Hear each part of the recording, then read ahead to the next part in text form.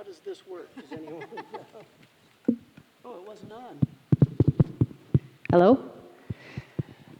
This is really, I just have to say, I clap because this is great to have such a great crowd.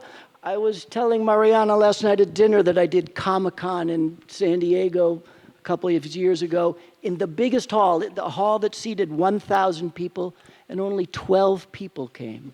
So here we are in Porto, so bravo. Thank you. Thank you.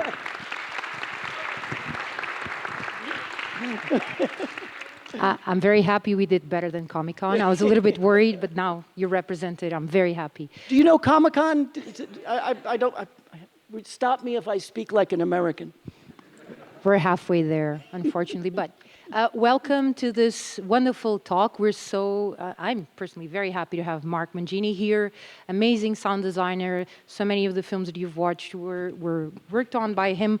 Today we'll focus on two of them.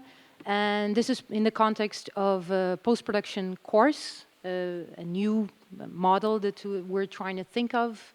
And we'll talk a little bit about that too. The goals might intertwine with our conversation, which is great. Thank you so much, Mark, for coming. It's really, really cool. Another round of applause. I'm sorry, but I'm very happy to be here.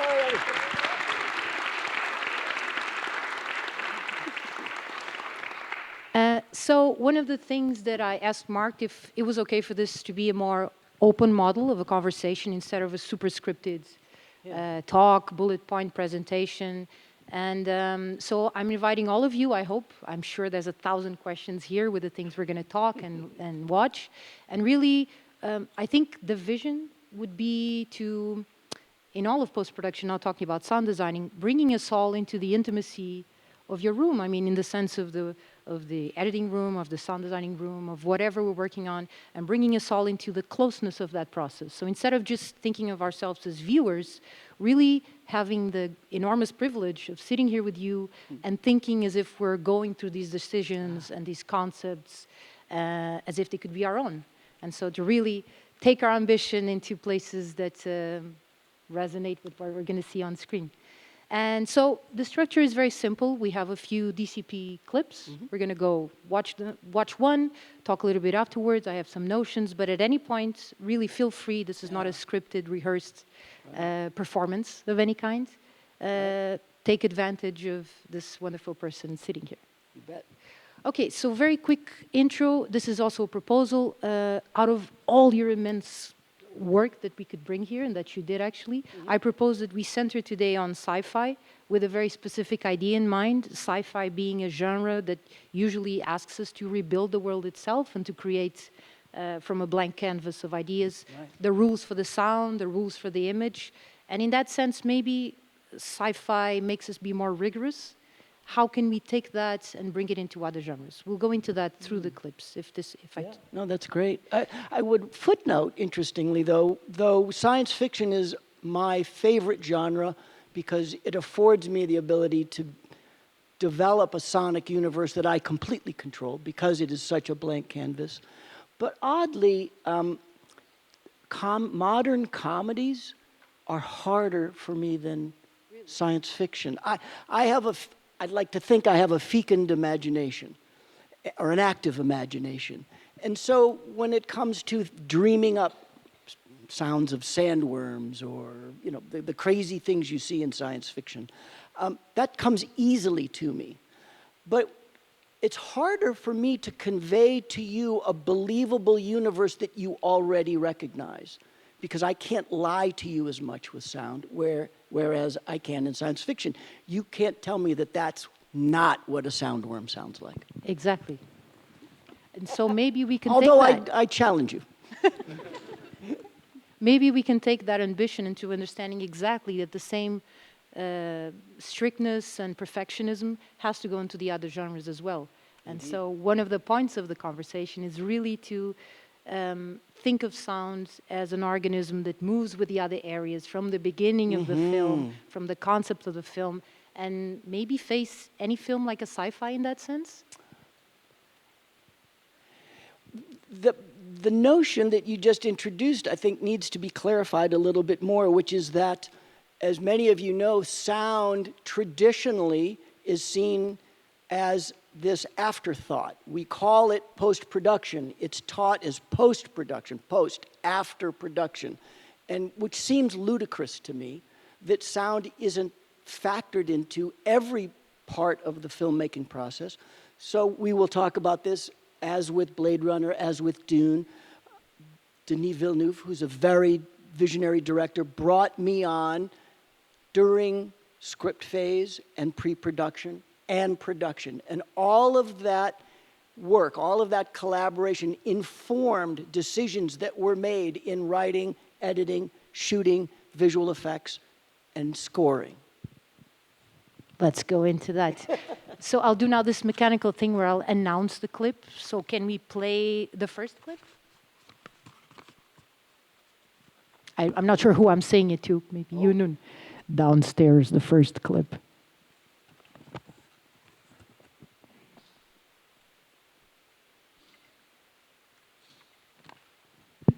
Okay.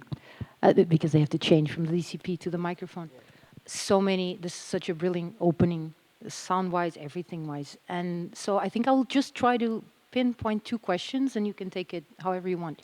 So I guess the first question I can't escape is, how was it to be called to work on something that has such a recognizable sonic universe to begin with, which is the original Blade Runner? Not just loved by the film it is, but very much known for the sound itself, not just the music, but so many elements that we recognize. And the other thing that you immediately feel here is this organicity, I don't know if that exists in English, in between the score, the sound, the effects, the elements that come at you as one, indistinguishable. So let's take the second idea first. One of the first things that Denis said to us when we started on Blade Runner was, his direction was twofold. One, I want you to compose with sound and everything that that means. And he said, I want you to erase the borders. What he meant by that is that he did not want the audience to be aware of the transitions or the existence of score versus sound design. This has some deep roots in how an audience perceives a film, because you know, especially as film students, that when you watch a film, you're subconsciously tracking. You're thinking, I loved that music cue. That's an interesting sound effect. And for every time you do that, you are distracted from a continuity of the narrative. You're being withdrawn from the experience of the film. And Denis intuitively understood this and understood the value in us delivering a soundtrack that relieved the audience of that responsibility. To achieve that, that meant that score, Hans Zimmer and Ben Wallfish, and sound design, Theo Green and I, began our design composition process, both of us, Hans and Ben, designing sounds, and Mark and Theo designing musical-like atmospheres. And under the direction of Denis and Joe Walker, our film editor, such that we would be delivering these elements as the shoot was taking place and as the edit was taking place. This allowed us to arrive at a final mix. And how many of you are sound, or at least does everybody know what the final mix means when it comes to, okay? You know you have to finish the sound. It's one of the last things that you do. By the time we arrived at the final mix, all of those transitions were determined. We knew where score played big and sound design took a back seat, or vice versa. And we knew where the transitions were, the crossovers. That's that idea of erasing the borders. You know, normally the music cue finishes, it fades out, and then in comes the rest of the movie. We had constant overlap. As you hear in this clip, I'm sure you can tell where the tonal elements are. You know what the melody is. But I don't think you can tell where sound effects and music were doing all the other work. And that is all premeditated and worked very carefully at to achieve this kind of seamlessness throughout the film.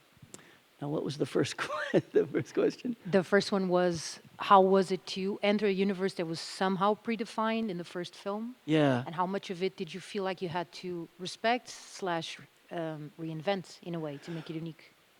Well, as an artist, and I hope you can understand this, it's hard not to allow your ego to dictate your approach. Nonetheless, I approached this film not wanting it to in any way plagiarize the first film. So there are no sounds from the first Blade Runner in this film, but this film owes a huge debt of gratitude to the first Blade Runner in the way that we approached it. And let me explain that just do we have a minute to keep going?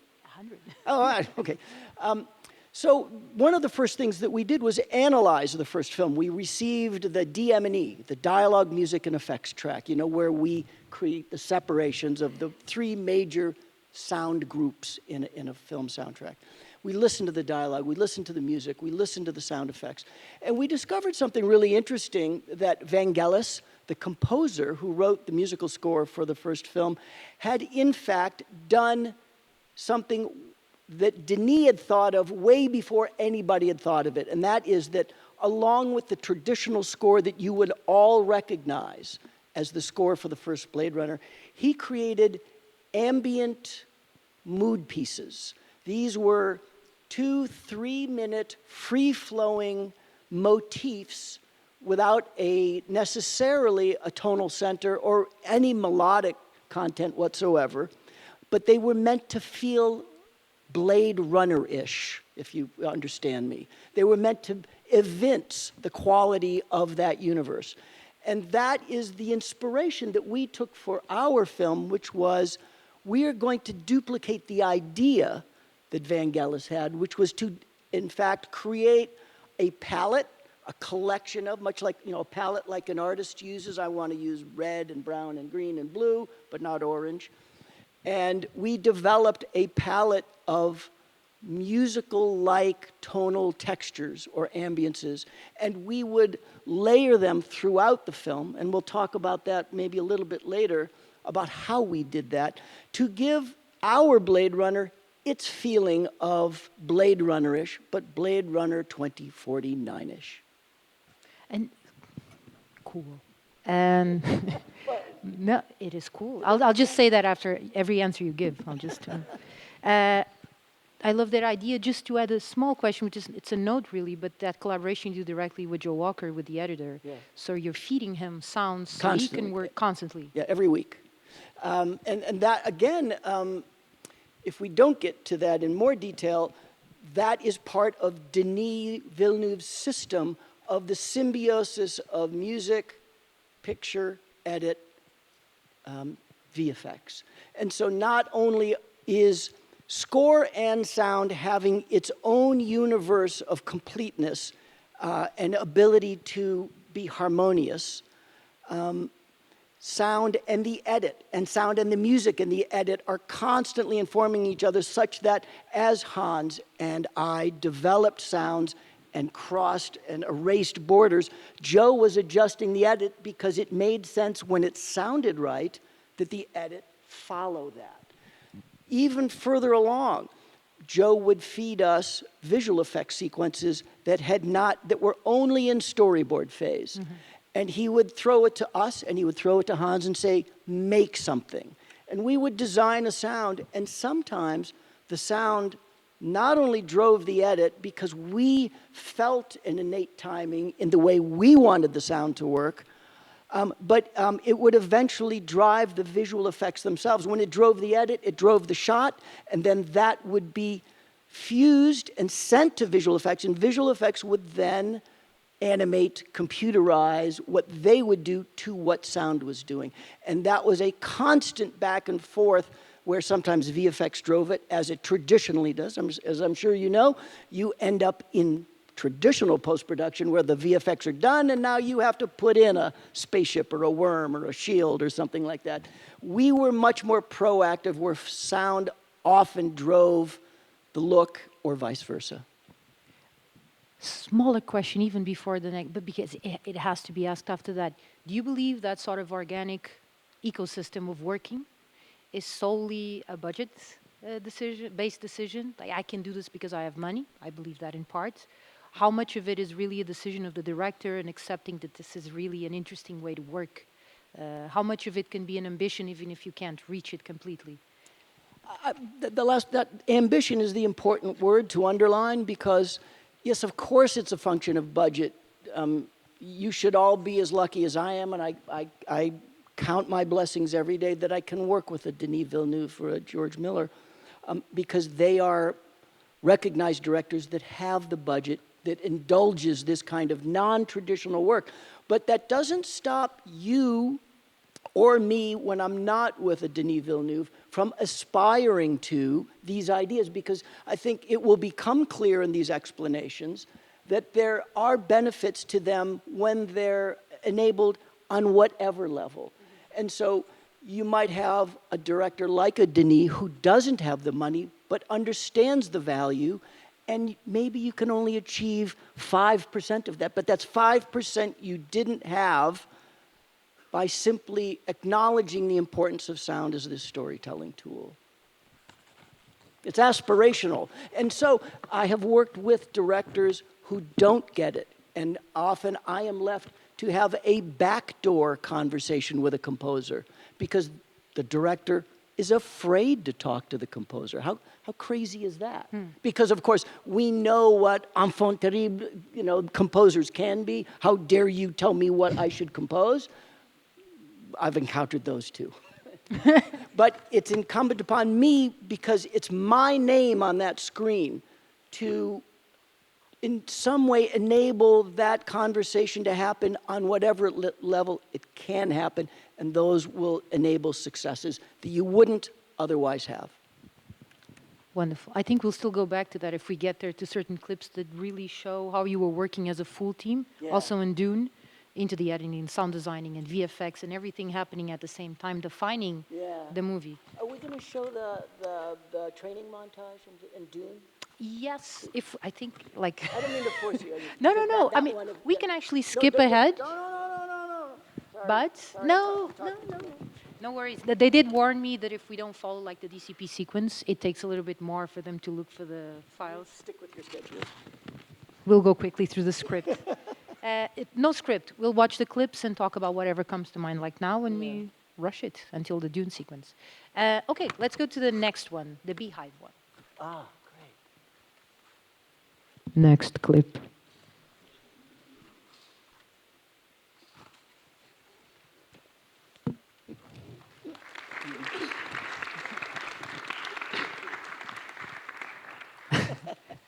It's such a cool entrance. I guess I had a few notes, but I'll just keep on. Other things come up. And I know it's associated with one of the other clips, but I would love for you to speak about the role of silence and how the concept entered into the making of the film, how early on you spoke about silence and how determined. But also, I think you have a specific way that you recorded the beehive itself. Yeah. So I think silence first, and then I'll ask about the analog recordings. Okay. And for anyone who's coming to tomorrow's session in the studio, I'll show you how we recorded the bees, because there's some really fun stuff there about sticking microphones in hives and how we recorded individual bees to fly by microphones and things like that. But silence, I think as we talked last night, it was the first conversation I had with Denis Villeneuve and Joe Walker, the film editor. I flew to Budapest to meet Denis on set for my interview, and it's kind of a blur.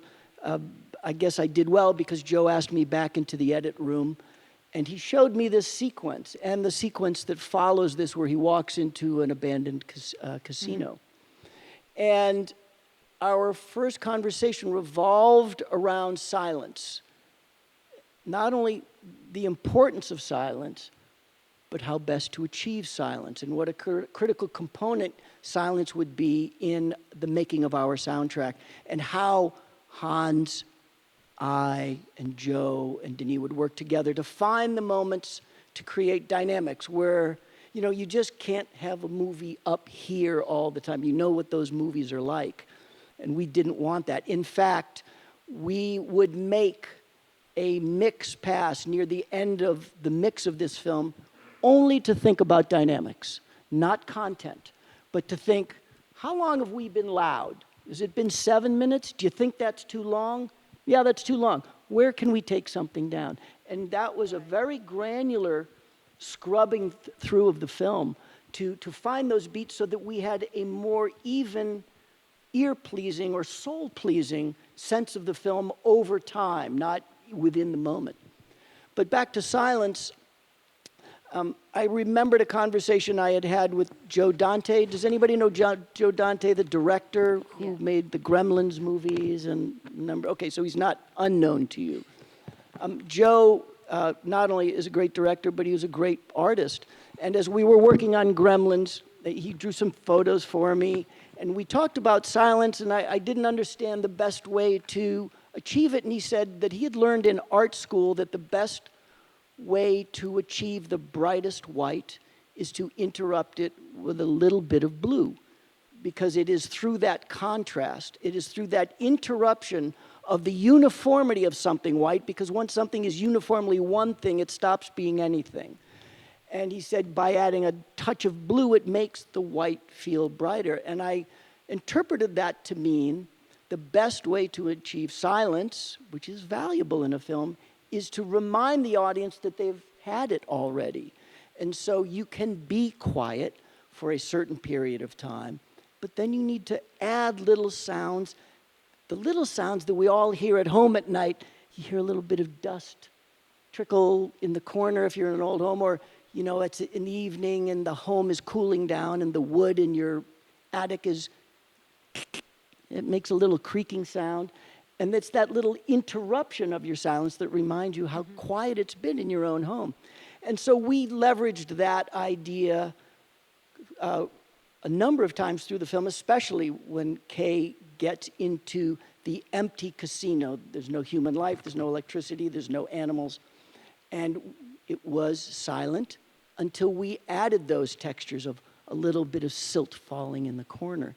Now, interestingly, silence is a delicate thing in cinema, because you can't do, I argue, and I have this argument with my director friends and sound friends, that you can't use complete silence. You can't turn all the audio off such that in digital terms you're at all zeros, because then the audience will perceive that as a mistake or a problem with the projector or the print or whatever it is, and now people are, they're pulled out of the movie. So my contention is that to achieve silence, you always need a minimum level of something like room tone, because that feels like silence to all of us, because none of us live in an anechoic chamber.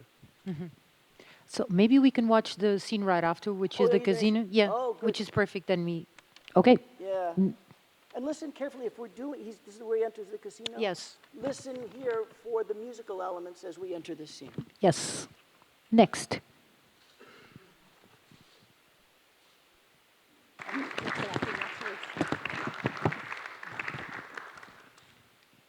I thought that also went to the skip ahead to the hologram fight, which is what. But this is perfect. The little notes. Sorry, I'm not. Sorry. Again, we're all just having a conversation. I forgot to use the microphone, and I will gently remind you that if anyone has any questions at any time, join in this. I'm winging it in a way. I think I would go actually to the hologram fight, which is. Let me make Go one ahead. note Introduction. about this. So as Kay enters the casino, you hear these lilting chimes, and that's a composition of mine. And this speaks to that first discussion about composing with sound. That was one of the first compositions that I made that felt like the universe of Blade Runner. And as I said, we did this non-synchronously, as Vangelis had done, kind of in Vangelis's honor. We were creating these atmospheric musical ambiances or motifs, and that was one that I had called Kay's Journey, because I felt the loneliness of Kay as a replicant and wondering who he was, because that's what this movie is about. It's a movie about identity. And this cue just felt like it landed there most appropriately.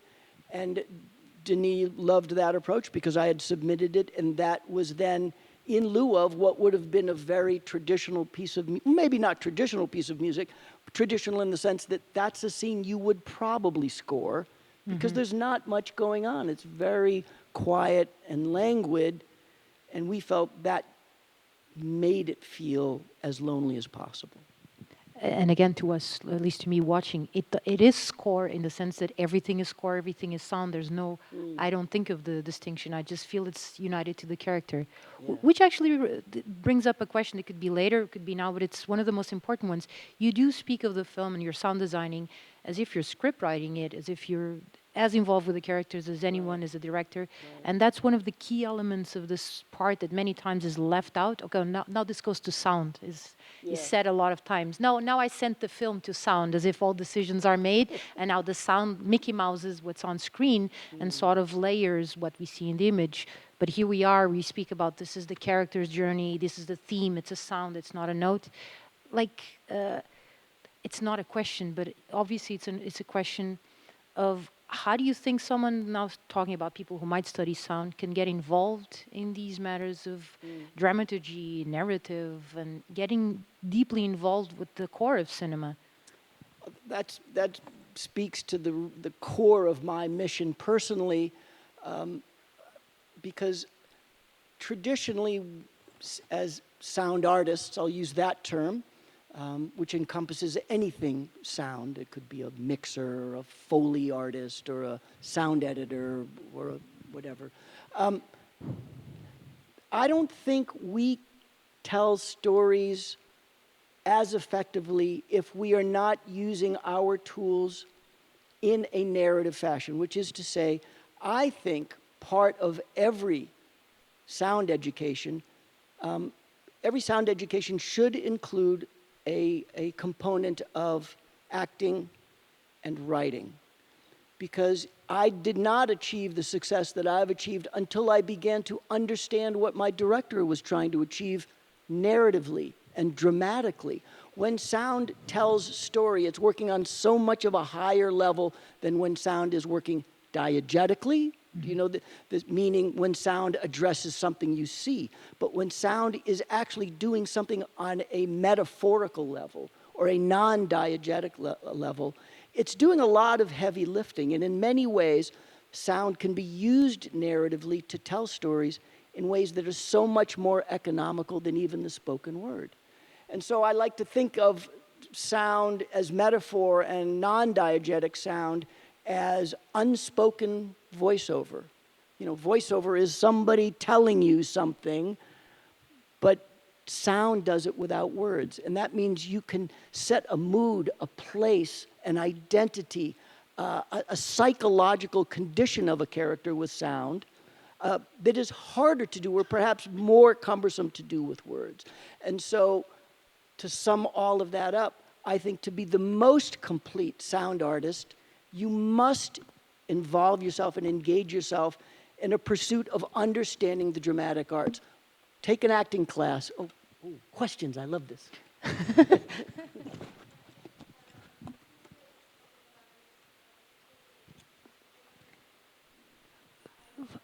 Vai o microfone. Espera.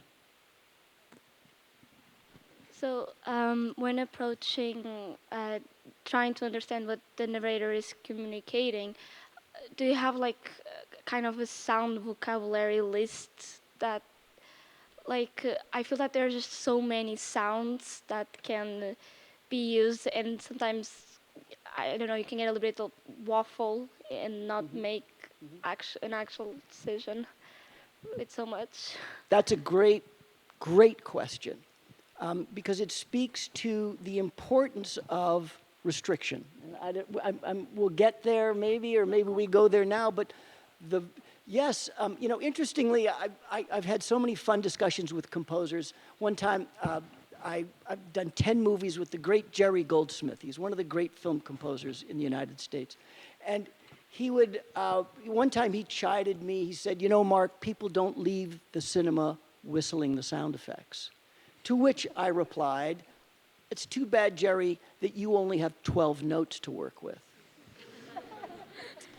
I say that it's a fun joke, but it begins to introduce this idea of the importance of restriction. If you think that in any given beat in your project, and it's true, you have this unlimited resource, which is your sound library or what you could go and record, and how do you make sense of infinity?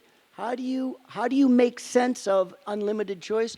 The way you make sense of that is to ensure that the sounds that you do choose have a narrative connection or thread to the project. It's the simplest way to define the universe for yourself, and that's what we do, is we build universes. And all universes have restrictions.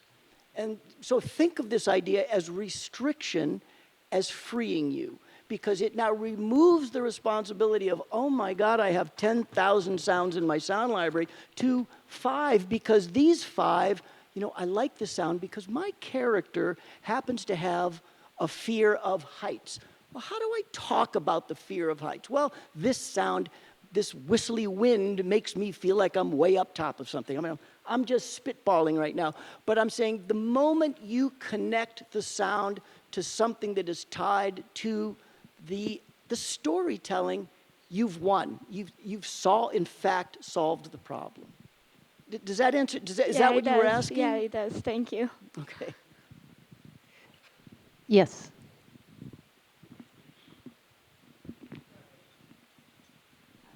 I am going as fast as I can. This is fun. Obrigado. Hi. Hi. You just spoke earlier about silence and how you thought that maybe you need to have a bit of something at all times to make it still feel like cinematic silence.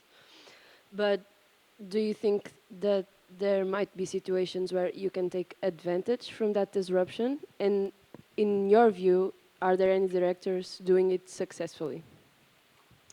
What would be the exception to not have some sound, some little bit of sound, no matter what? Is there an exception to that? If you feel like there's any space in movies to have absolute silence at times? In the second Gremlins film, we are inside a movie theater, and we're watching the Gremlins watch a movie on the screen. And to indicate that Gremlins have gotten in the projection booth and destroyed the projector, we do a film burn. Now, you all may be too young to have ever seen a movie projected with film. Who here has seen a movie projected with film? How many of you ever seen a film burn? You have. So you know what I mean? It disintegrates and the screen goes white because the bulb has melted the film. That would be a great place to create that beat, because we wanted to subject the audience to this moment of uncertainty as if it had actually happened in your cinema. Because now the film print is burned up and it's not even in the gate, and there would be a great place to do so, except I wasn't very smart in 1987. So I didn't think of that. I think as I preface this is a debate I have. I'm not saying this is canon. I'm saying that it's something you should be aware of. You should just be cautious with complete silence. I am sure there are many other examples of when you want to use this as a tool, a filmmaking tool. I can't think of another one. Do you have an idea? Oppenheimer. Not yet. I hope to have some in the future. I thought maybe we could, basically each clip could lead us to all the questions and we'd be done with them, which is wonderful. Let's follow through one more. No, I don't think so. Are we going too fast? No. I think maybe we could see the hologram if you like, because I heard that you had somehow rewritten the scene with sound at some point, so not announcing it, but next scene. They'll never guess.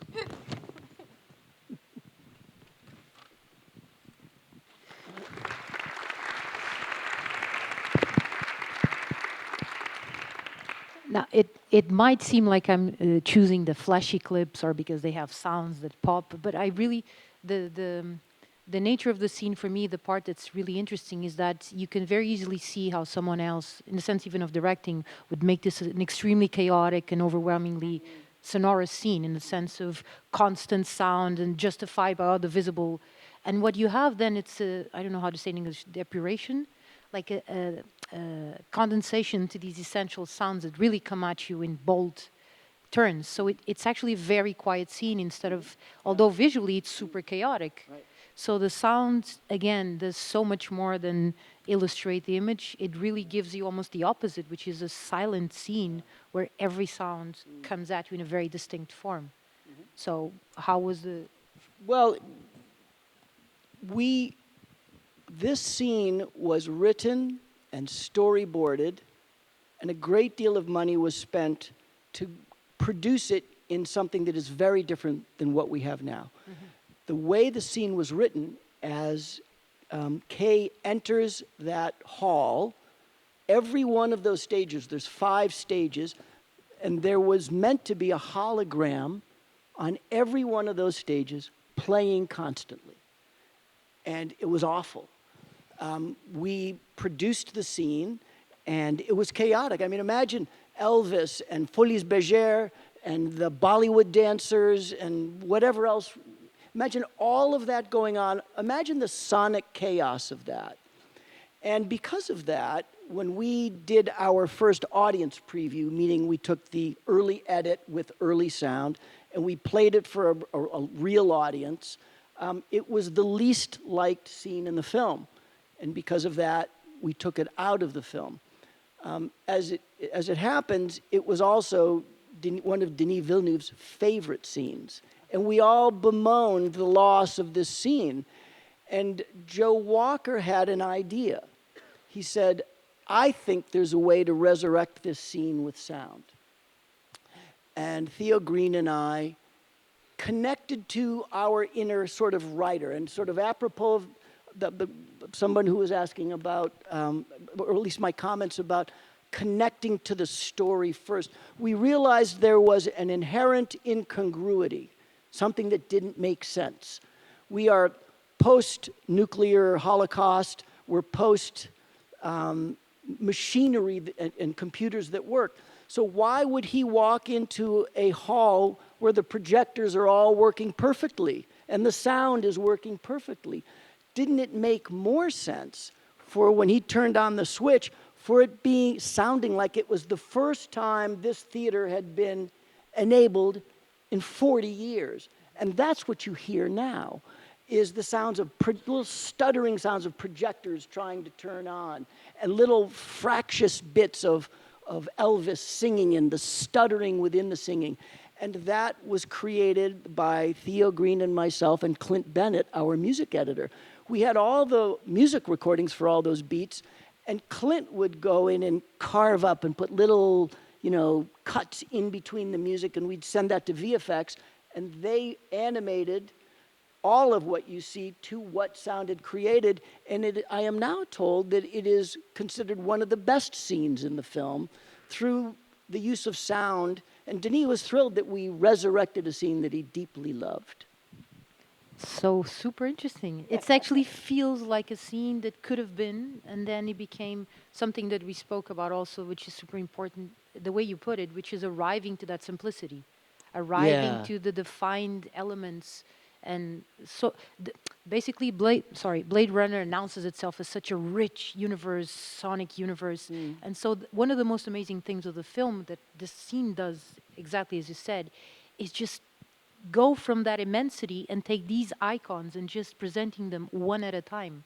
So you feel that you're in this super complex universe, but there's only the essential in every scene. This idea of subtraction is really vital, I think, not only in sound, but in every filmmaking discipline. We often ask ourselves, and I know I do in my own work, what don't I need?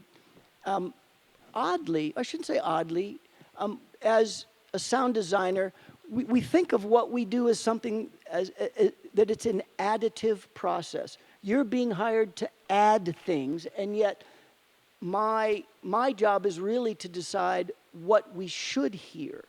And that often means subtraction and reducing things to their simplest form to create iconism. That's not a word, I just made that up. But it is. Something like that. Yes. Hi. Hello. Hi, Mark. Thank you for being here. So regarding that that process with the sound. You wrote in your blog an article called "Sideways Thinking."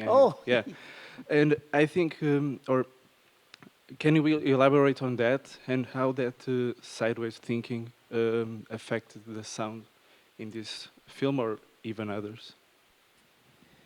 Ooh, sideways thinking is another way of saying perhaps non-literal thinking.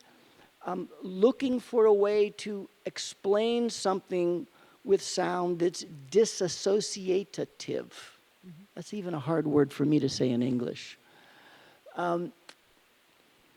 There are the obvious and the diegetic ways of approaching sound.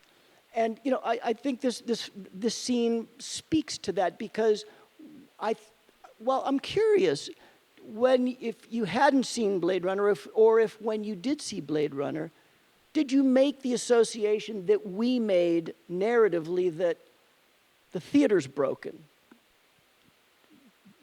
Did it sound like that to you? This is sideways thinking in a sense in that we were going directly against what had been written. This had been written to be a cacophonous bombardment of sound, and we went sideways. Wait a minute, the equipment's all broken. So that's an example of sideways thinking. Is that what you're asking? Yeah, for sure. God, there's so many design sounds.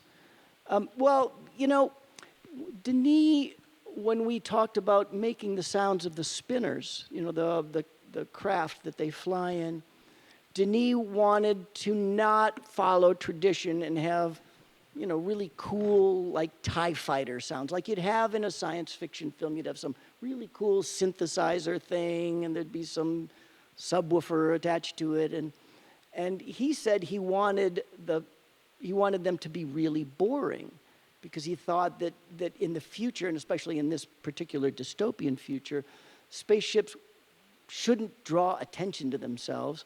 And so he said, I want to make them sound like lawnmowers. Lawnmowers is that machine you clip your grass on the front of your house. So that was his sideways thinking of. Here's another example of sideways thinking. In the very first clip, you saw Sapper Morton mining the slugs in the water, and he has a breathing mechanism on. And we knew, one of the things I've learned is that no matter, every time you see helmets in space. Every space movie, somebody has a helmet, there's a breathing mechanism, but you can't do this. Because you're accused of it sounding like Darth Vader. So you can no longer do actual, real, non-Darth Vader sounds ever again. Ben Burtt has used up that cred for breathing noises. So we had to think sideways. So my sideways thinking was, how do I reduce that sound to its simplest component? And I thought, stuttering. What stutters? A cat. So in fact, the sound of Sapper Morton breathing is a cat purring going. So that's another example of sideways thinking, of trying to maybe extract something to its simplest objective form and then recontextualizing it. And this idea of recontextualization is a huge tool in your sound design arsenal of finding things that have a relationship, not intellectually, but perhaps through envelope, pitch, timbre. There's the number of sonic attributes that we can use to find associations to something else, and then recontextualize them. Does that answer the question? Yeah, thank you. Okay. Super. I don't know.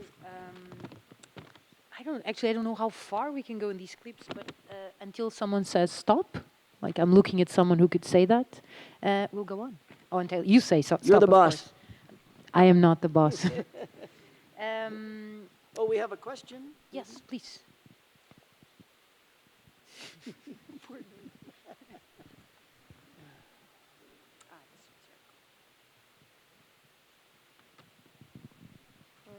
Hi.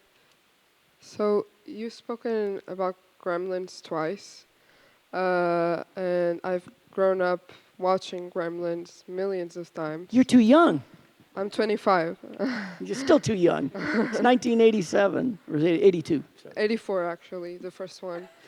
Good night, everybody. Thank you very much. Go ahead. I'm sorry. It's okay. And I've wondered, we've been talking about movies that obviously the sound and the technology has grown so much.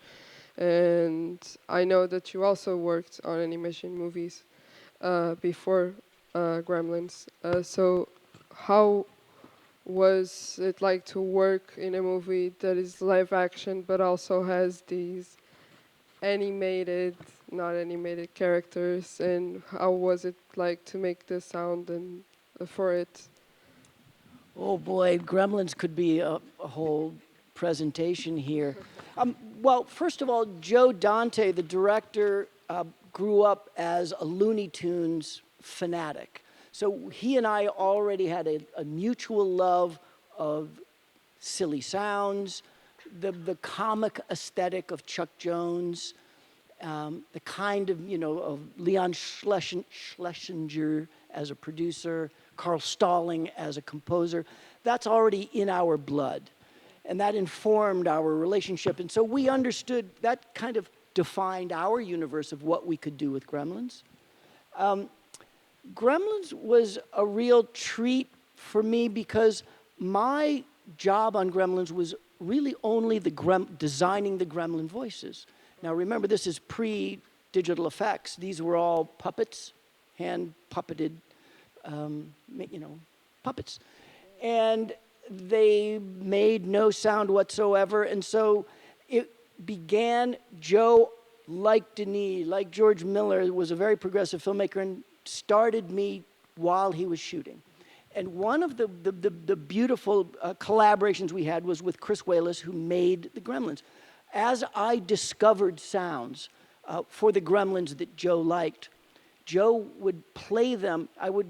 Anybody know what a cassette tape is? This is way before CDs and digital audio. I would put Gremlins. So for example, I recorded these dogs that made this crazy growl, and you hear it all through Gremlins. And I thought, this is the sinister sound, the attack sound of the Gremlins. So we rented some dogs, we recorded them, I made copies, I put them on a cassette. And Joe would listen to his little cassette player while he shot the movie. And he would play my Gremlin sounds as he directed the puppeteers. And he would hear moments of serendipity when the right sound landed at the right moment of action. And that's when he realized, that one works. And he would call me and say, Mark, tape number 3, cue number 4, that dog growl is the Gremlin sound that we're going to use. And then, once we landed on that, we started to invite the puppeteers to my studio, and we would have like listening parties, and I would play these crazy sounds of dogs growling and monkeys screeching and voiceover artists imitating Gremlins in the way that I had asked them to imitate them. And then that would give them ideas, and now that closed the loop. They'd go back to the set, and the puppeteering started to fit the sounds, and it gave me a lot less work to do. So we now have this very sort of closed loop of design, explore, design, exhibit, inform, repeat. What about for Gizmo, though? Because Gizmo doesn't growl. He sings. No, Gizmo would turn out to also be a cat. I mean, my assistant at the time had a cat with asthma.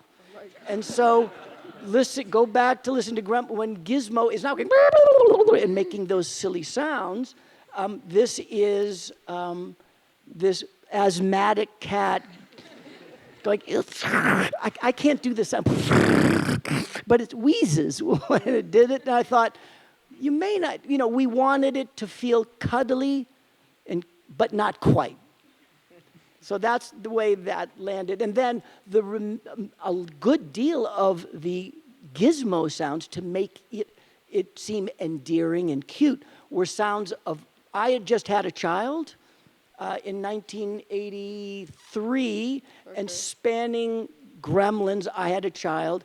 And so the sounds of the gremlins gestating as they're growing in the attic, that's my son in the womb. I put a microphone on my wife's belly and recorded all those kind of internal intrauterine sounds because I thought that's the sound of gremlins gestating. And my son got really, really sick. He was 4 or 5 months old with, what's the name of the croup in Portuguese? Tosse convulsa. So it's this horrible vascular disease, a lung disease, and it sounds like you're going to die, like, and you know your child is doomed. And I recorded my son making these sickly kind of noises. And so when Gizmo crashes in the car, that's my son with the croup. And when Stripe dies at the end of the movie on the fountain and his skin is falling off, that's also my son with the croup. So no one in my family is immune from being put in a movie somewhere. But the cat was a singer, though. The singing, now that's where Jerry Goldsmith saved me. Joe asked me, and I tried to create a singing cat, and I failed. But Jerry Goldsmith, our composer, remembered a young girl, an 8-year-old girl, I've forgotten her name, with a soprano voice, and he had already written the Gizmo theme.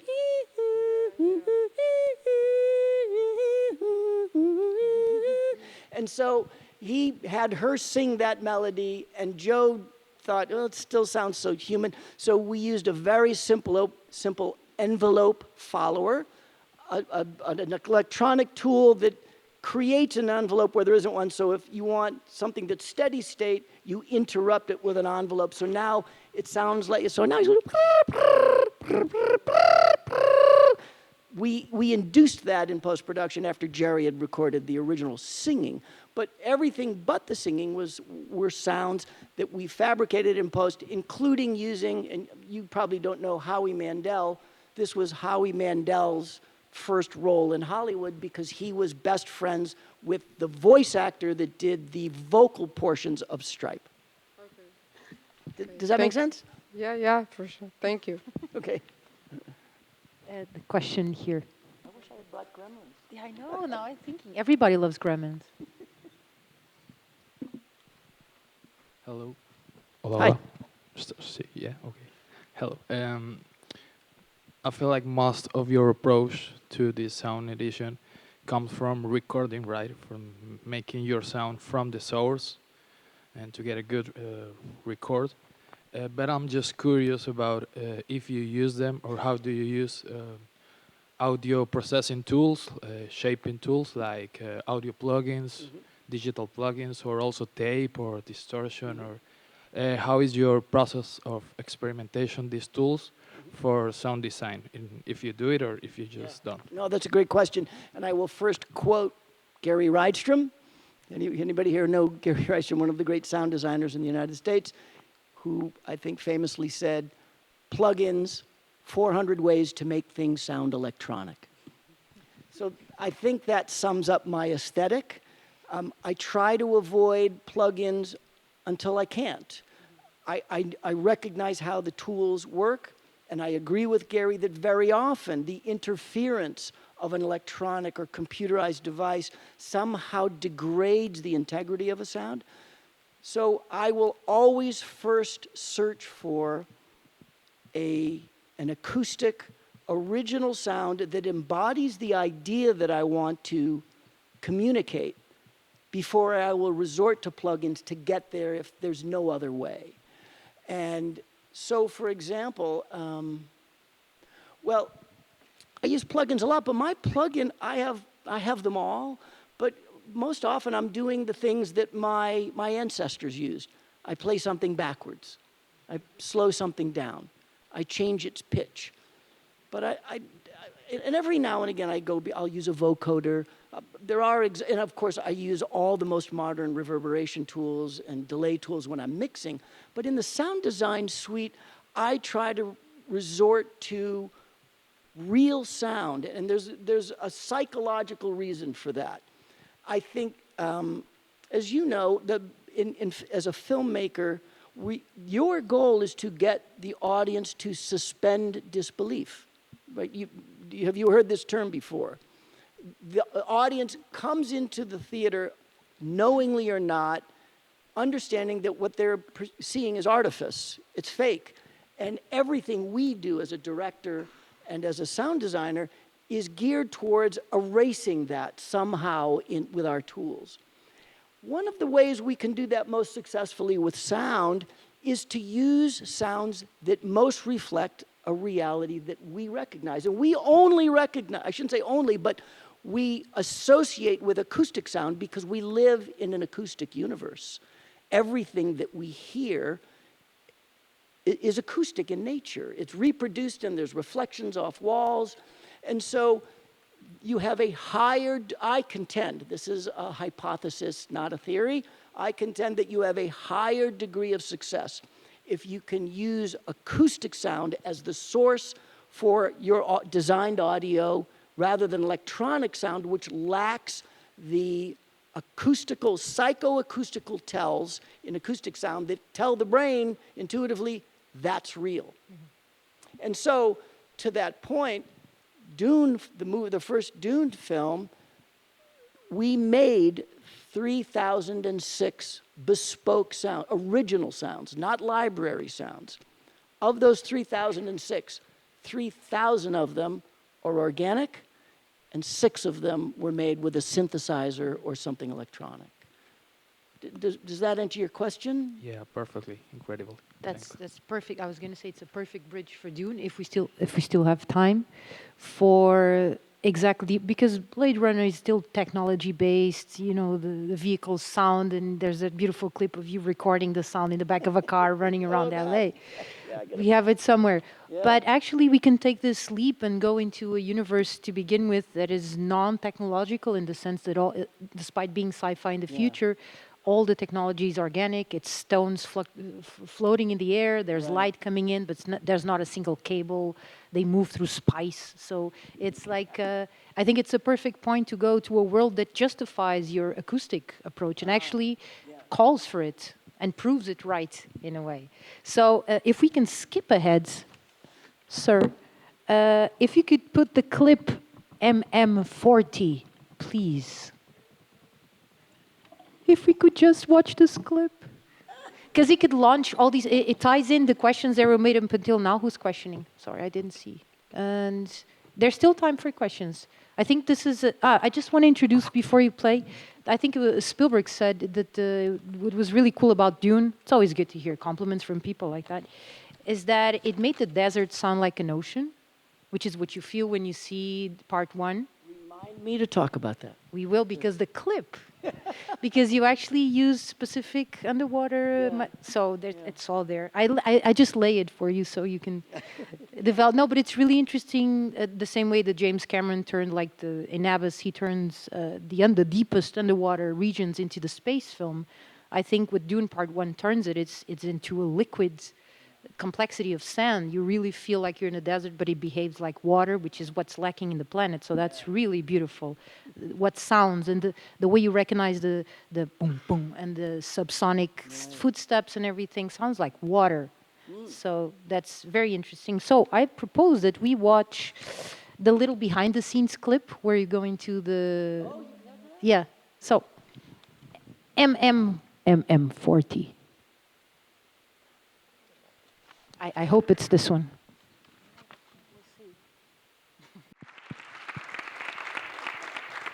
It's just a little featurette, of course, but it's just so we don't watch only the finished clips with the grading and the mixing. So to bring us into the real, it's 4 people in a desert recording sand with hydrophones and whatever else there. So it's not unattainable. It is mostly the idea, how to approach that sound and how to not create it digitally to begin with, or not use a library, immediately go to look for the specific voice of the film. So I think this is ties directly with the idea of the organic process and the analog process into it. Well, you know, we had seen, you know, continuing with this idea of allowing the narrative, the story to drive sound design, we saw the worms as whales of the desert. So we saw the body, the mass of sand, as an ocean. And so we had to, continuing with that metaphor, we thought, yeah, hydrophones, whales, organic sounds that help allow you to connect to sonic tropes you already have in your listening experience. One of the interesting discoveries that we made when we made the thumper, the device that goes thump, thump, thump, that draws the worm, that would end up driving the sound of the worm itself. And we had failed miserably designing the voice of the worm.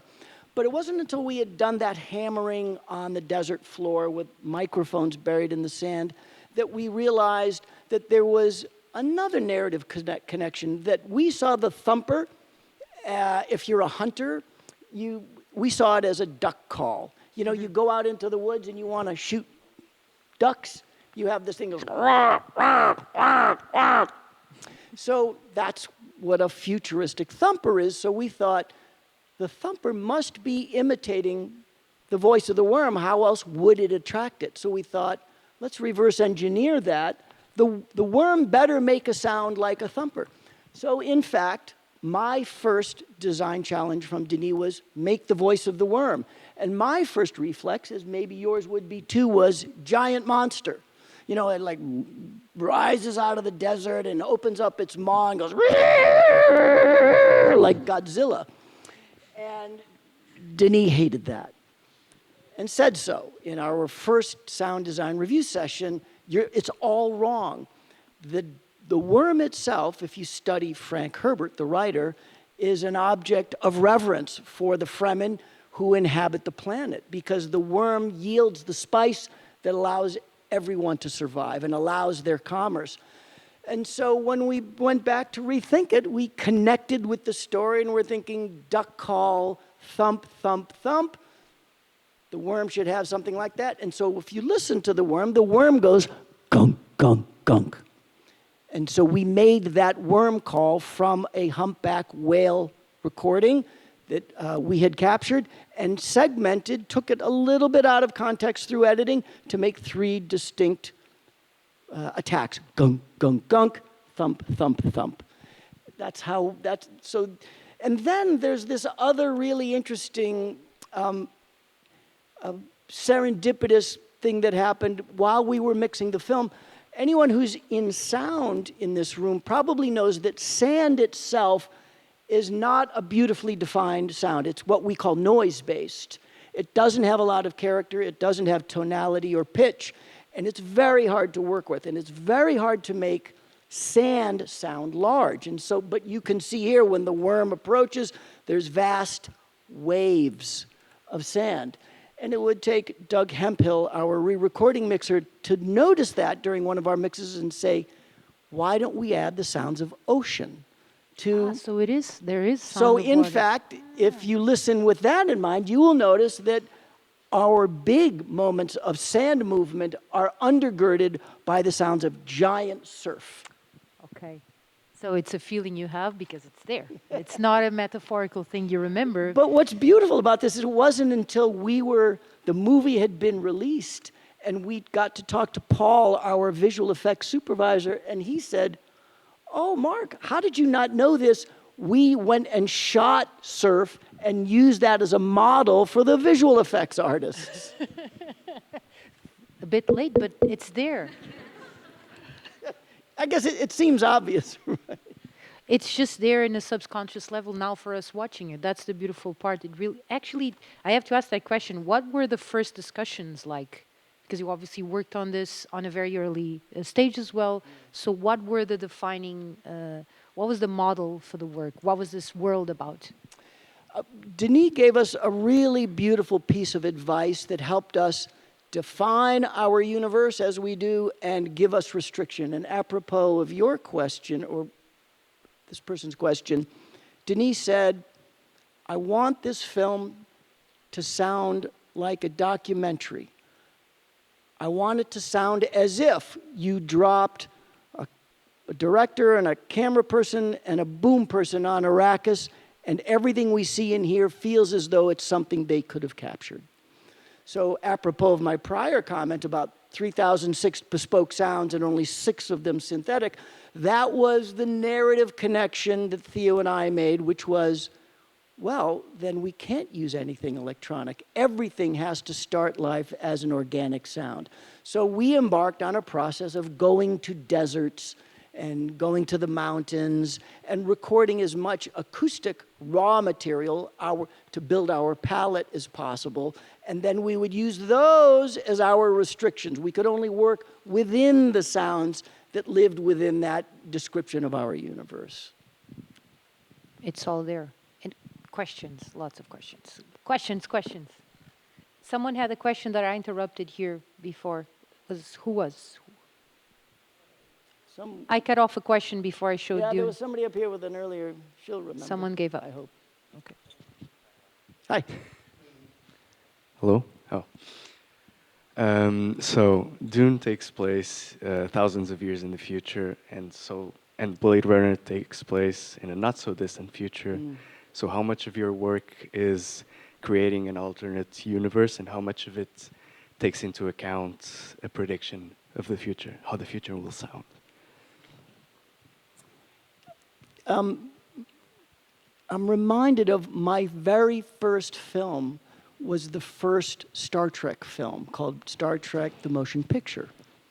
And we were thinking very progressively, and we pitched this idea that these voyagers on this ship, much like the early explorers of Portugal and Spain and England, who would go seeking other worlds, were trapped on their spaceships for years on end. And what would a designer of spaceships do to make that bearable? And we thought nature, that the sound of a spaceship should be the sounds of birds and wind to soothe the sort of the savage beast, the human within all of us that yearns to be home in nature, something you can't reproduce with metal and electronics. Sadly, Robert Wise, our director, didn't see it quite that way. That success, we didn't achieve success with that idea. But that's the kind of thinking that we do in science fiction, so that there is some logic to the universe that we build with sound. Denis had said to us on Blade Runner 2049 that because of the nuclear holocaust, all hard drives, we didn't use any electronic sounds because they weren't functional in that particular universe. So our sound was consistent with a universe that had already been created. And with Dune, I remember Denis, when we made the voice of the worm, and we asked him, what should it sound like? He said, remember that this creature is 400 meters long and spends its life underground in the desert. So when it does speak, it should have the driest sounding voice possible. And he said, no. And that's why we failed the first time, because we had used like lions and tigers and the usual things that you'd go to make a big, threatening roar, but they all sounded gargly, like there was phlegm or spit in the worm's throat. And he said, that's all wrong. There's just no room for that kind of moisture in our universe. And to that end, so following through on that idea, we thought, if you listen to anything that's like a door or a hatch, anything that opens, we thought, well, that has to have sand in it. So no door opens fluidly. We would record the sounds of hinges, and we put sand in the hinge so it wouldn't just fluidly open, it would scrape. So everything moved as if sand had gotten inside of everything. So does that answer the question? There's a couple ways that we try to be consistent with our universe. I'm not sure, other than that Star Trek idea, that we've ever tried to predict the future with a sound? But that's a great question. I may have a better answer later. But thank you for asking that. Thank you.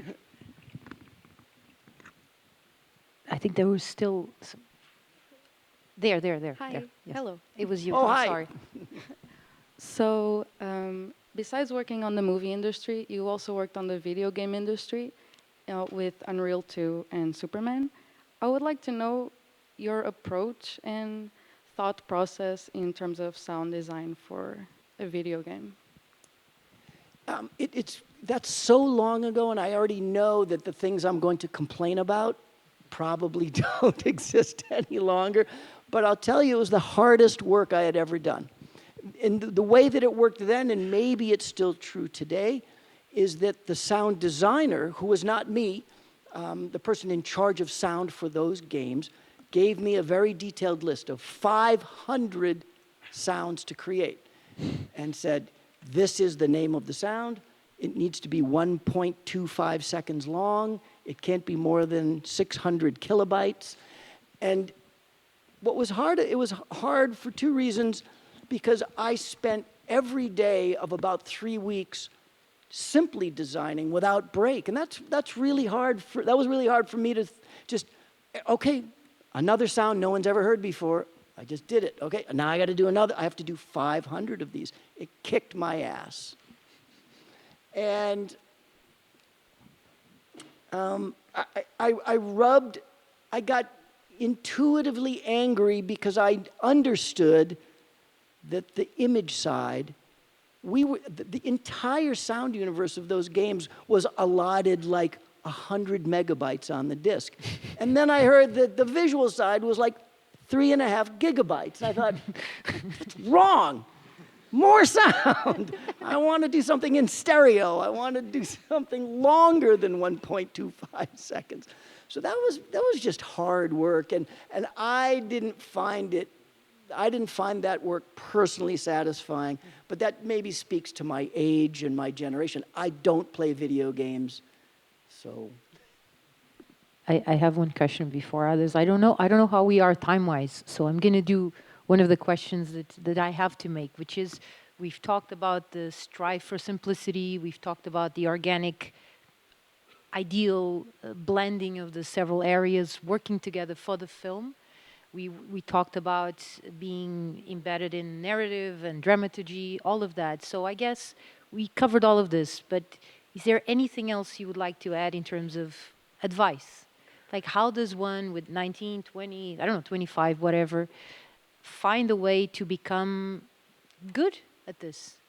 Good at this in the sense, what is being good at this also? But you speak a lot about finding your voice in the sense it's post-production, whatever you want to call it, let's just call it post-production now, but it is creation. So how does one go into that role as co-creator with the director, are there advices for this? I suppose if you were to maybe sum up my career and look at the high points, you'd see a consistent theme, which is that I encountered an industry in 1976 that I still encounter today that has attempted to mechanize the process, that is antagonistic to cinema as art. And my career has been about always trying to analyze where those ideas, those traditional ideas, are restricting my ability to express myself and my filmmakers' ability to express themselves. And so I push up against budgets that don't allow for sound during production or talking to the writer or talking to the composer. I feel like it's my job to be an active or proactive voice in a universe that I want to create for myself and a universe I want to create for my community, which is the global sound community. I'm hoping that by preaching these ideas, that 5 years, 10 years, 20 years hence, the things I'm talking about today will become common knowledge or common sense that sound should inform the shoot and the edit and the score. That's not common knowledge, and I have to fight for that. And so my hope is that if there's one takeaway, it's that I want you to be that advocate for sound as a valuable narrative storytelling tool. I grew up, my father was worked in advertising. He sold shoes and men's clothing. And I didn't grow up in a creative, I love my family, they're very creative, but I didn't grow up in a family of artists where you learn to express yourself. So my early years were built around imitating others. I wanted to be Ben Burt. I wanted to be Alan Splett. And I realized that in so doing that, by imitating another artist, I was stunting my own growth as an artist because I wasn't allowing my personality to bubble up and express myself. And of course, that's fear-based. And so maybe the other message is one of bravery that I learned, and if there's advice I'd give you that I wished I could have given my younger self, it would be trust yourself, trust that you have a voice, and be the one in the room to raise your hand and ask a stupid question. Because I learned to do that much later in life. And now I am that, even with the Denis Villeneuves and the George Millers. I know I ask the questions that everyone in the room is thinking, but is too embarrassed to ask because they're afraid of what might be thought of them if it is a dumb question. But what you will learn is that filmmakers of any integrity will respect that you knew you had to ask anyway. Because it's not, everything is not a foregone conclusion. Every film is bespoke. Every film is a snowflake. It's unique.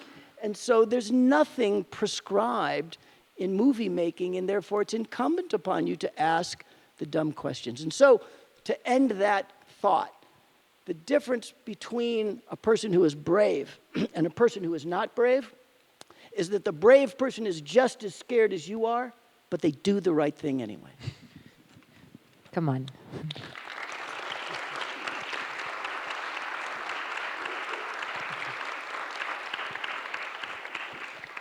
I think I have no idea what time it is. Like, I've been giving panicky looks, but also I'm nearsighted, so I don't know if someone is giving me panicky looks. I don't know. So I'll just, I think we still have time for a couple of 15. Wow, look at this. We have like 3 DCPs long to.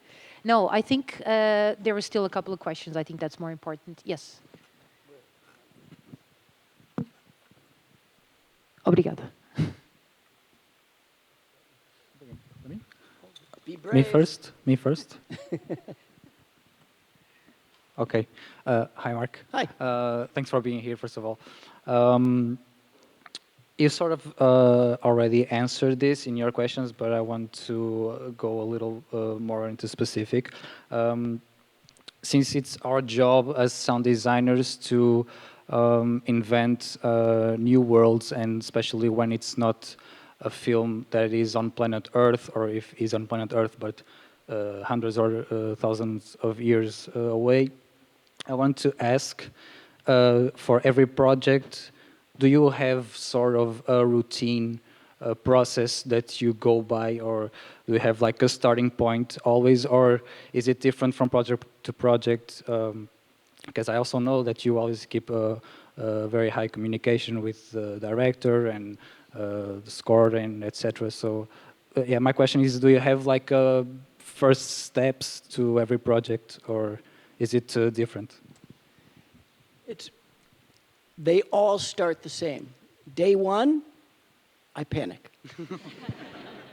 I know you can't believe this, but on day one, even on Dune, I have what in English we call imposter syndrome. I don't understand why Denis Villeneuve thinks I am good enough. I don't think I'm good enough. And I look up at the mountain and I wonder, how am I going to do this? And yet, I also recognize, as my wife, who is here, honey, are you in the room? So she'll ask her later, every project, she has to talk me down. Mark, you say this on every film. You have no idea how you're going to do this. And but somehow you figure out how to do it. So that's common. And then I embark upon the process of jumping into the void. The void is, I don't know what Arrakis sounds like. I don't know what 40 years hence from Blade Runner sounds like. I don't know what the desert sounds like in Mad Max Fury Road, but I know the way to get there is through a process of engagement and failure and iteration. And so my process is unique in its similarity in that I subject myself to an experimentation process that must involve failure. And you can't get there until you take the first step forward. So day one or day two, after I'm done crying, day one, day two, I go into the studio and I go with a first instinct. I don't know if it's a good instinct or not. It may be, it may not be. And I explore it, I delve it, I dig into it. I start down that sound design road, and I may in a day or two or a week abandon it or present it to the director and then start that cycle all over again. And I have a saying, I believe in the process. The process is simply committing yourself to discovering your film through experimentation, and the film will reveal itself by believing in the process, which is simply hard work. Dig in, do the hard work, go watch. You know, one of the ways that I get creative inspiration is to pull myself out of what I think is being stuck in the moment. You know, I have to, oh God, I gotta make a sandworm. I don't know what a sandworm sounds like. Maybe I should stop thinking like a sound designer and go look for inspiration in the visual arts. And very often, my ideas, and that's part of this sideways thinking thing, is that my brain, we're all pattern seekers. All human beings are pattern seekers. So you embark on this journey. Take myself out of sound for a moment. I have to go to a museum, and I might see a piece of artwork that inspires me, and then I connect soundworm, sand, desert, image, sky, wind, got it. And then it's like, I saved myself. And so often you need to sort of remove yourself from your own context and subject yourself to another context. Another way that I do this is that I keep on my mobile device, an iPhone, everything that I record, including my whole music library, my found sound library, my recordings of my family, and I put them on shuffle mode. And that is the only way I listen. In my car, trying to get inspiration. So you could go from a Bulgarian women's choir into a recording of my mother screaming at my brother. That could go into a comedy routine from Jerry Seinfeld. And all the while, and I enjoy that mixture, and I enjoy the collision of those sounds, because somewhere in the gap between the end of the Bulgarian women's choir and the sound of my mom yelling is an idea, because I'm trying to create a connection. I'm looking for the association, and every now and again I get an idea. So for example, on Blade Runner, we didn't show the clip, but there's a really beautiful sequence where Kay has been captured, and he's lying on the floor, and Love arrives with her hench people, and they grab Kay and they bring him to a campsite. You wake up, the movie wakes up with a fire sparkling on Kay's face, and you just know he's sitting in a campsite outside. And then we transition into some embers, and then we go into the city. And I wanted to give the sense of hallucination. And so I was stuck with this idea of hallucination, and I didn't know how to create it. And one morning I was playing music, and I had heard something beautiful and orchestral. And then right after that, I heard a 9 Inch Nails recording that had this amazing distorted guitar that goes like that. And there was my epiphany. I thought that juxtaposition was exactly what I was looking for. That guitar sound that Trent made was, to me, hallucinogenic. So I thought, well, I can't just do a single guitar distorted sound. So I recorded a chorus of electronic guitars using a slide, and I did this glissando from higher pitched to lower pitch, and then I put those through a number of distortion boxes, reverb boxes, delay boxes, the plugins, and got this delicious sound that to me was just, this is hell. And so, is that answering? that was part of my process that arrived, that's how I arrived at one of the many sounds. Yeah, that's what I did. I think maybe we could, if it's watch that clip to better. Oh, you'll hear it right at the top of the clip. Yeah. If you want, Do you know the one? Is I it one? think I think it's this one. And then you'll hear more of the Vangelis-inspired music at the end of this clip that we created, these Blade Runner. Because it really ties motifs. in together Yeah. your work seamlessly blending with the yeah, rest. yeah. I hope I got it. I think it's 23, o 23, MM23.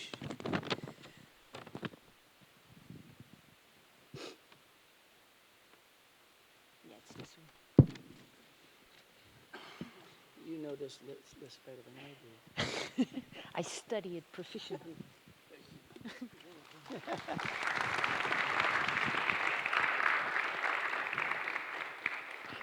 Illustration. It was a bit low at the end. I'm sorry. I don't know. Okay. This was exactly just to point out everything you were saying. It's better to hear it than just hear it in words. Maybe one more question. I think you were, yeah. Hello? Hello. You've touched a lot on this today, but as the sound designer, the first thought is always to make the sound as real as possible, just like Dune is a desert planet, so we'll record in the desert. But then you're also creative, was thinking like, we'll use hydrophones and use surf sounds. How do you approach this creative process without without breaking that suspended disbelief that you also talk about? Well, that's great. I suppose that's where experience comes in, and this idea of experimentation. You have an instinct of something that might work, and then you just have to stretch it till it breaks. I don't think there's any one way to define what will work or what won't work until you apply yourself to the idea and then see what resonates. And, whereas the thumper on Dune, we got in a couple of weeks. We just knew what we wanted, and Denis approved it immediately. Inversely, it took us 14 weeks to design the sound of what we call the voice, when Paul Atreides has to deploy this Bene Gesserit weapon to change the mind of one of his adversaries. And that took 13 iterations. We went with an early, and we started that voice design process with the obvious choices. Voice, we'll use some plugins. We'll do things with pitch, and we'll do things with vocoding, and we'll do things, we'll do flanging and chorusing, and we tried everything, and everything made his voice sound electronic. So that was a long, long process, and we never knew until the coup de grace was Joe Walker making a mistake in the edit room that finally convinced Denis that we had arrived at it. We had a sound that Denis liked, but none of us felt like we had solved it until we sent the sound to Joe Walker, and he put it up on the Avid and synchronized it incorrectly with the image. And it was that revelation when Joe saw Paul speak in the breakfast scene in the beginning of the movie, but no words came out, that Joe realized, that's it. We are changing the laws of physics. By invoking our mystical ancestors, the Bene Gesserit, we don't have to abide by the laws of physics. So Paul spoke and nothing came out, and then two and a half seconds later, you heard the voice. But then you heard the voice, not only his voice, but then you heard his ancestors in the surrounds. Because to summon that kind of power, you can't do that on your own. You need to invoke the allegiance and the support of every Bene Gesserit that had ever lived.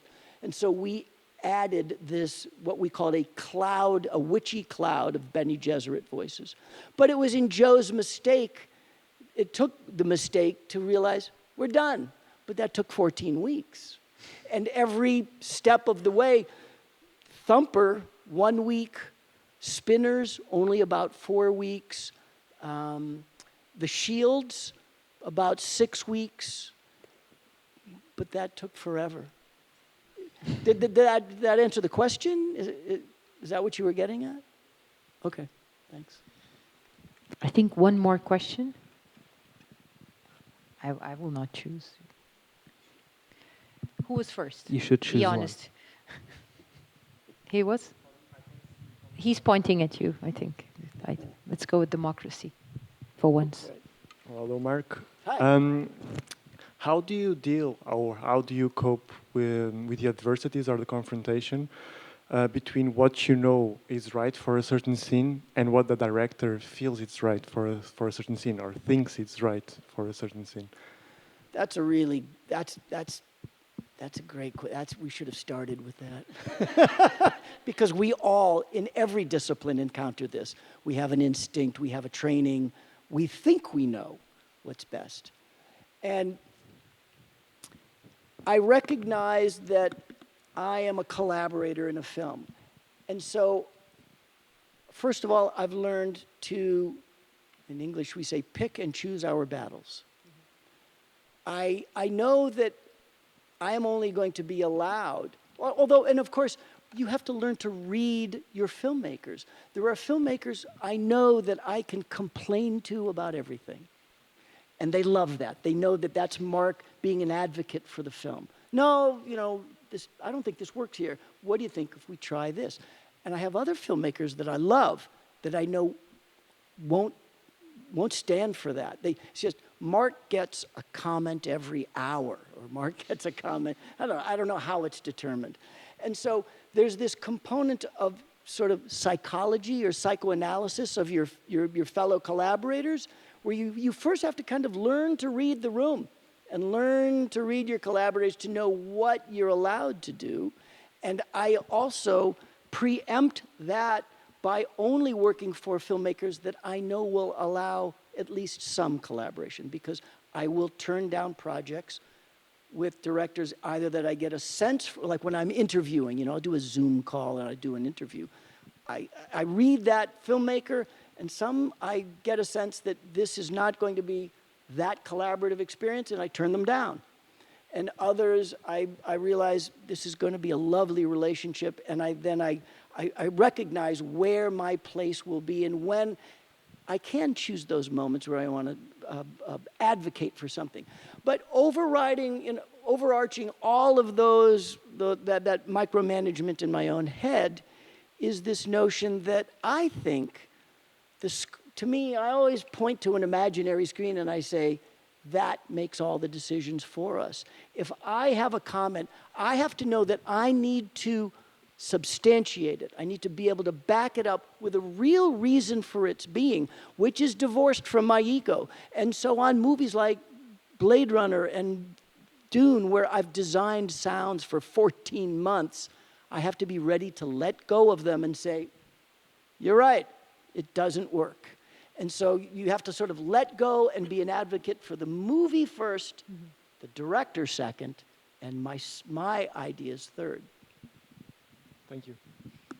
That's great. I think, unfortunately, I know, but I'm trying. Who's in charge? I don't have glasses. Give me a, okay. One more. There you go. Voice. Yes, you were, I think. I hope I'm not being unfair.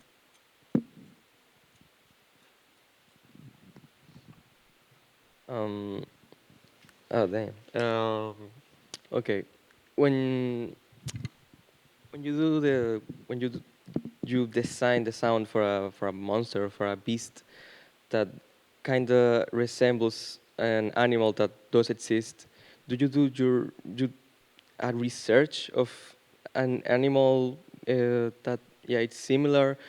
I don't know, of it's just like whatever comes first to mind. No sé. That's a great sort of sound design specific question, and that's kind of like deep inside baseball, as we say in English. Yes, and for what it's worth, creature voice design is one of the hardest sound design challenges because creatures, by their nature, need to sound alien or different, and yet there should be some component that's recognizable, at least in its ferocity or feralness. And so if it's a big creature, I'm going to, of course, go to my library first and start listening to big creatures. I'll listen to elephants and bears and lions because it's a big creature and the voice naturally, physically, has characteristics of large sound.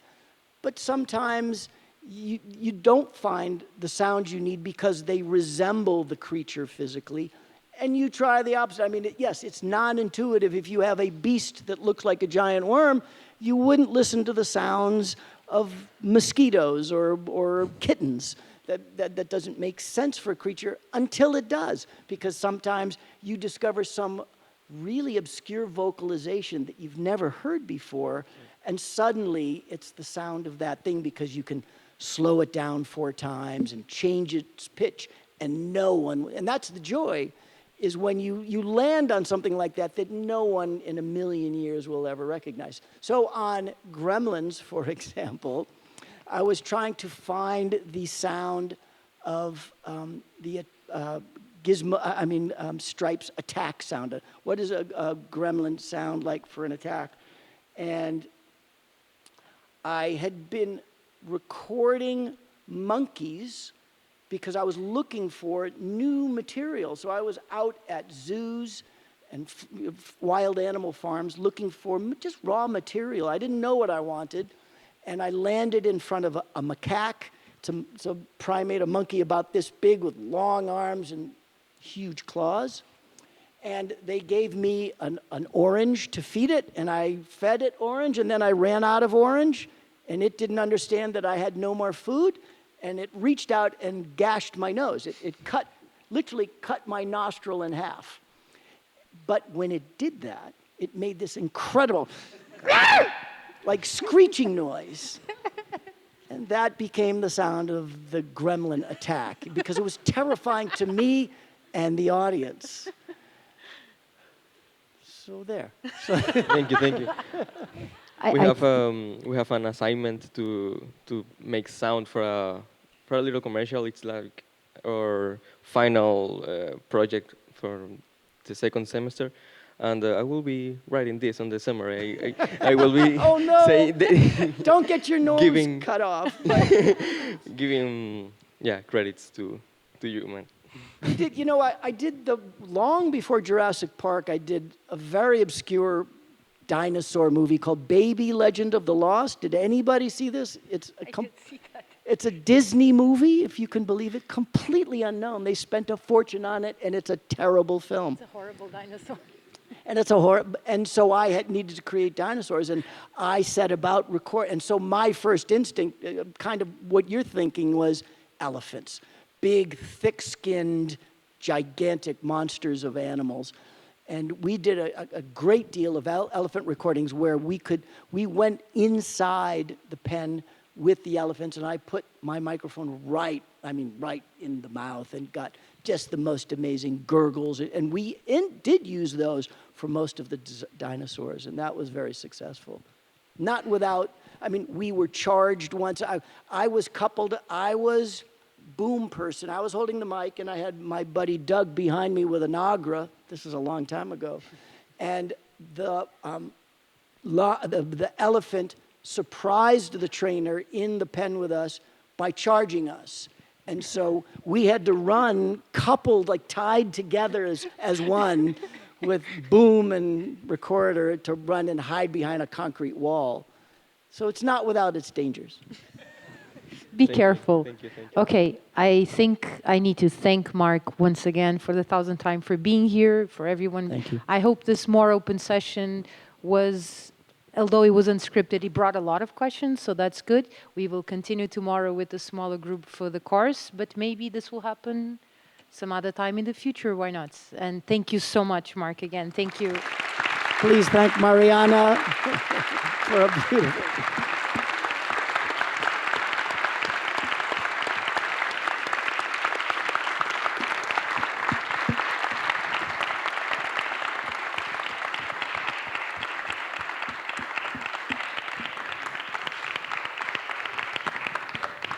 Yes, do it like Okay, any more questions?